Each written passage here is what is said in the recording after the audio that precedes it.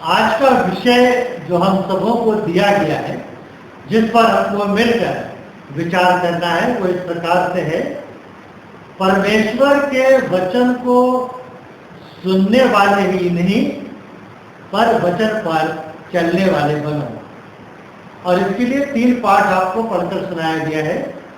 यिर्मयाह नबी की पुस्तक अध्याय 7 पद 1 से 15, याकूब की पत्री अध्याय 1 22 से 27 और मत्ती रचित सुसमाचार अध्याय 7 पद 21 से पद 29। और तीनों पाठों को जब आप मिलाकर अध्ययन करेंगे तो परमपिता परमेश्वर यहोवा ने एक ही बात के ऊपर जोर डाला है, और वो है कि प्रजा के लोगों को, परमेश्वर के अनुयायियों को, भक्तों को परमेश्वर के वचन का सम्मान करना चाहिए। केवल वचन को सुनने वाले ही न बने, लेकिन वचन पर चलने वाले बने। बाइबल के बहुत से अध्यायों में ये संदेश बार बार परमेश्वर के नबियों के द्वारा, भक्तों के द्वारा, संतों के द्वारा जमायत को लोगों तक पहुंचाया गया है। और तीनों पाठों को मिलाकर जब आप अध्ययन करेंगे तो पाएंगे कि तीनों पाठों में जो कॉमन विषय है वो यही है कि केवल वचन को सुनने वाले आप न बने, लेकिन परमेश्वर के वचन पर चलने वाले बने। यिर्मयाह नबी की पुस्तक में हालात इस्राएलियों का बहुत खराब था। कर्मकांड उच्च कोटि के थे, मंदिर के प्रति समर्पण उच्च कोटि का था, वर्शिप करने के लिए लोग बड़े उत्साहित होते थे, बड़े श्रद्धा के साथ परमेश्वर के भवन में आते थे प्रार्थना करने के लिए, बड़ी श्रद्धा के साथ अपनी भेंटों का अर्पण करते थे, बहुत ही श्रद्धा के साथ सारे बलिदानों को चढ़ाया जाता था। लेकिन जब आप 7 अध्याय को पढ़ेंगे यिर्मयाह नबी की, तो परमेश्वर इन कर्म कांडों से, इन बलिदानों के चढ़ाए जाने से, इन भेंटों के लाए जाने से, वर्शिपर का भवन में आकर वर्शिप करने से बहुत प्रसन्न और खुश नहीं है। और इसलिए परमेश्वर ने यिर्मयाह नबी को एक विशेष संदेश लेकर इस्राएलियों के पास भेजा, और परमेश्वर ने यिर्मयाह नबी से कहा कि तुम मंदिर के दरवाजे के बाहर खड़े होकर ये खास संदेश मेरे उन लोगों को सुनाओ जो मेरे भवन में वर्शिप करने के लिए आ रहे हैं। और तब पूरा का पूरा जो पाठ आपको पढ़कर सुनाया गया है, उसमें ये सारी चीजें लिखी गई हैं। परमेश्वर स्पष्ट रीत से भक्तों से ये कहना चाहता है कि मैं तुम्हारे कर्म कांडों से खुश नहीं हूँ, तुम्हारे बलिदानों से खुश नहीं हूँ, तुम्हारे भेंटों से मैं खुश नहीं हूँ, तुम्हारी वर्शिप करने से मैं खुश नहीं हूँ। तुम्हें करना है क्या है कि तुम अपना चाल चलन सुधारो, अपने चाल चलन के ऊपर गौर करो, और उसमें सुधार की बड़ी आवश्यकता तुम्हारे लिए पाई जाती है। उसमें तुमको अमेंडमेंट करना है अपनी लाइफ में, और बहुत सुधार लाना है। और विशेष रूप से परमेश्वर का जो संदेश आया है, उसमें वो ये कहते हैं कि विधवाओं की, अनाथों की, परदेशियों की सुधि लेना तुम्हारा परम कर्तव्य है। क्योंकि ऐसी हालात में होकर तुम भी एक समय गुजरे थे, इन सारी चीज़ों का तुमने सामना किया था। उस समय मैंने तुम्हारी सहायता और मदद करी। आज अगर तुम सक्षम हो, अगर आज तुम इस वर्ग के लिए कुछ कर सकते हो, तो तुमको जरूर करना चाहिए। लोगों के बीच में न्याय करो, अन्याय से अपने आप को बचा करो, हत्या मत करो, निर्दोषों का खून मत करो, चोरी मत करो, झूठी गवाही मत करो। और इस प्रकार से परमेश्वर का संदेश आया है कि अगर तुम ये सारी चीजें करोगे और तब तुम मेरे भवन में आओगे तो तुम्हारी वर्शिप को मैं स्वीकार करूंगा।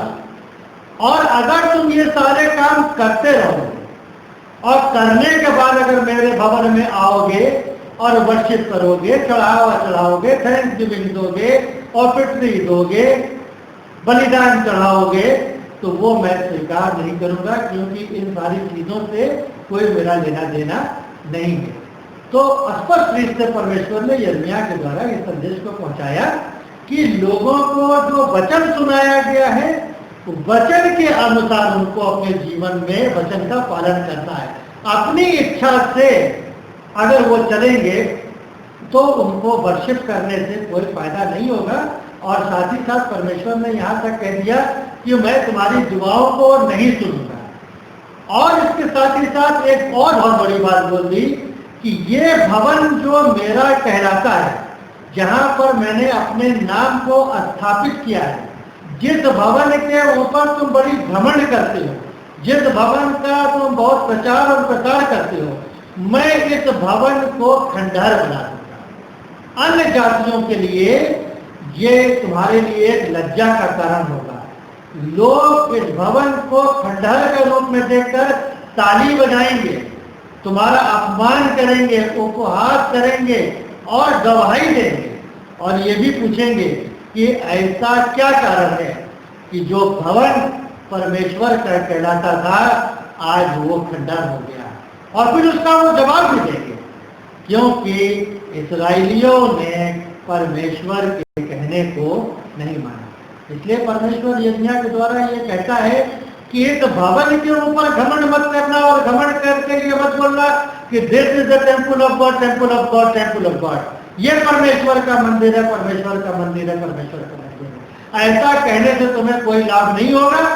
अगर तुम परमेश्वर के वचन को मानोगे और उसके अनुसार काम करोगे तो तुम इस भवन में वर्शिप भी कर पाओगे, तुम्हारी प्रार्थनाएं भी सुनी जाएंगी, तुम्हारी मनोकामनाएं भी पूरी की जाएंगी, ये भवन भी बना रहेगा, मेरा नाम भी स्थापित यहाँ पर रहेगा, और उसके द्वारा परमेश्वर को मानेंगे। इसी तरह से जब आप याकूब की पत्नी जो आज पढ़कर सुनाई है उसको आप पढ़ेंगे तो प्रभु यीशु मसीह के जो भाई हैं वो अपनी कलीसिया को ये प्रैक्टिकल टीचिंग देते हैं, और ये कहते हैं कि केवल वचन को सुनने वाले ही नहीं परंतु वचन पर चलने वाले बनो। और वो कहते हैं कि जो आदमी परमेश्वर के वचन को सुनता है और उस पर चलता नहीं है, वो उस मनुष्य के समान है जो अपने चेहरे को आईने में देखता है और आईने में देखकर चला जाता है और बहुत जल्दी भूल जाता है कि वो कैसा है। तो वो ये सिखाना चाहते हैं कि परमेश्वर का वचन उस आईने के समान है जो हमारी तस्वीर को दिखाता है कि वास्तव में मैं कैसा हूँ, मैं अच्छा हूँ या बुरा हूँ।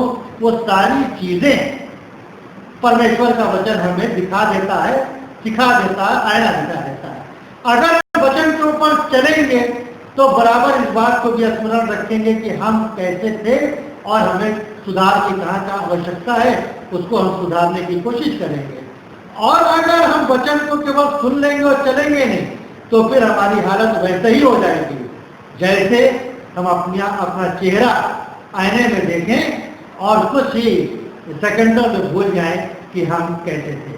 और इसलिए प्रभु यीशु मसीह के शिष्य याकूब कहते हैं कि वचन के ऊपर केवल सुनने वाले नहीं परंतु वचन पर चलने वाले।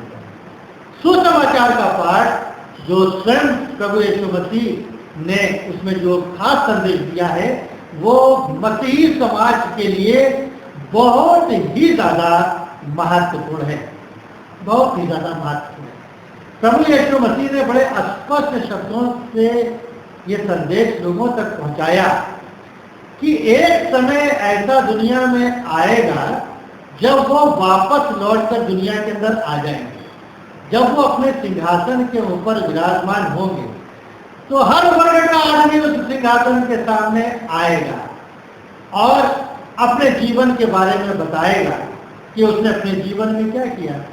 और इसलिए प्रभु यीशु मसीह को ये जब सारी बातें मालूम थी तो उन्होंने अपने पहले आगमन पर ही इसकी घोषणा कर दी, इस बात की, इस घटना के बारे में भविष्यवाणी कर दी।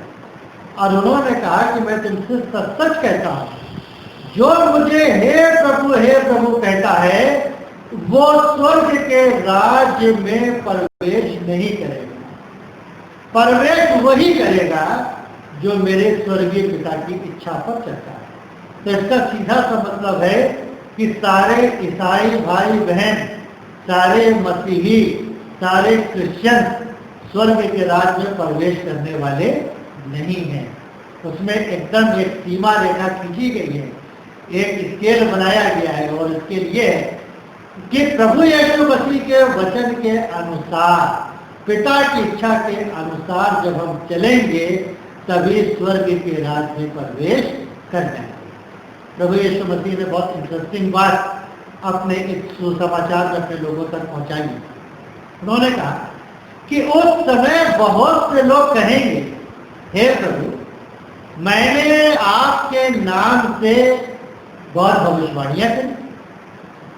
कुछ कहेंगे तो मैंने आपके नाम से बहुत दुष्ट आत्माएं निकाली। कुछ कहेंगे, हे प्रभु, मैंने आपके नाम से बहुत आश्चर्य कर्म किया। तो भविष्यवाणी करना भी बाइबल के अनुसार है, दुष्ट आत्माओं को निकालना भी परमेश्वर के वरदान के अनुसार है, आश्चर्य कर्म करना भी परमेश्वर के वरदान से संभव है। लेकिन बाइबल को जब आप बहुत गौर से पढ़ेंगे तो आपको इस बात का ज्ञान होगा कि ये दान वरदान सबको नहीं मिला है। तो जिनको दान वरदान मिला है और वो अपने दान वरदान का इस्तेमाल परमेश्वर के वचन के आधार पर कर रहे हैं, वो तो सुरक्षित हैं, उनको अवश्य इनाम मिलेगा।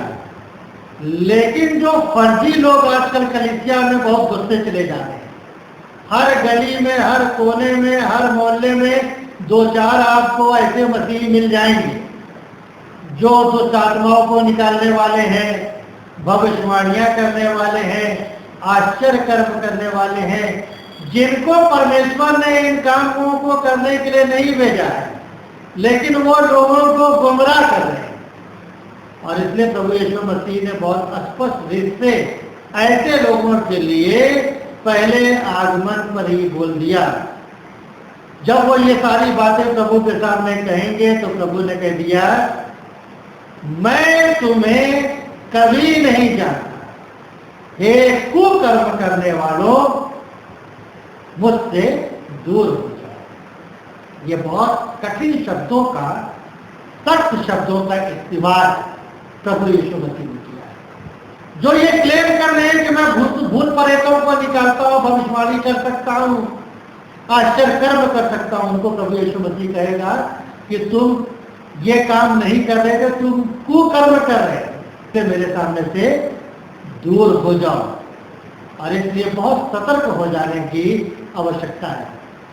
प्रभु यीशु मसीह का काम करना, प्रभु यीशु मसीह की सेवा करना अपने आप में एक बहुत बड़ी ब्लेसिंग है। लेकिन साथ ही साथ बाइबल में ये भी लिखा है, परमेश्वर ठट्ठों में नहीं उड़ाया जाता। ये सब दान वरदान जो है हमारे लिए ठट्ठों में नहीं।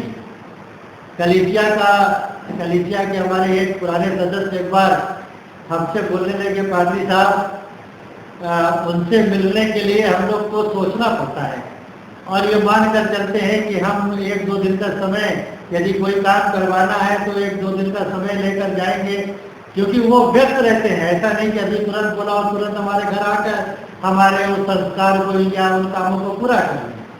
कहीं ना कहीं बहुत इंटरेस्टिंग है आज के समय में, जब लोगों के घरों में हम जाते हैं और लोगों से मुलाकात करते हैं और पूछते हैं कि भाई बच्चे कहाँ हैं आजकल, जवान लोग कहाँ हैं, तो जवाब आता है कि बच्चे मिनिस्ट्री में।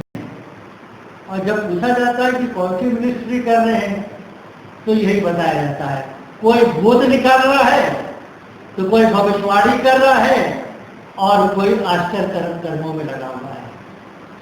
अगर वास्तव में बुलाए गए हैं, अगर वास्तव में अनॉइंटिंग मिली है, वास्तव में वरदान मिला है, तो ये बहुत अच्छी बात है। करना चाहिए, हर मसीह को अच्छा काम करना चाहिए, लेकिन इसमें सतर्क रहने की जरूरत है, जैसा प्रभु यीशु मसीह ने कहा कि ऐसा ना हो कि इन मिनिस्ट्रियों की आड़ में कुकर्म हो रहे हो या परमेश्वर के नाम के ऊपर ठट्ठा लगाया जा रहा हो। तो सतर्क हो जाने की जरूरत है, जैसा हम बोएंगे वैसा हम काटेंगे। और इसलिए आज का विषय मसीही लोगों के लिए, मसीही लीडर्स के लिए, पादरियों के लिए, इवेंजलिस्ट के लिए, ले लीडर्स के लिए और उन सारे सदस्यों के लिए बहुत महत्वपूर्ण है जो परमेश्वर के कार्य में लगे हुए हैं। और इसीलिए तीनों पाठों का जो सारांश है वो ये है, परमेश्वर के वचन को केवल सुनने वाले ही नहीं परंतु उस पर चलने वाले बनो। परमेश्वर अपने वचन के द्वारा हम सबों को बहुत आशीष और बरकत दे। आमीन।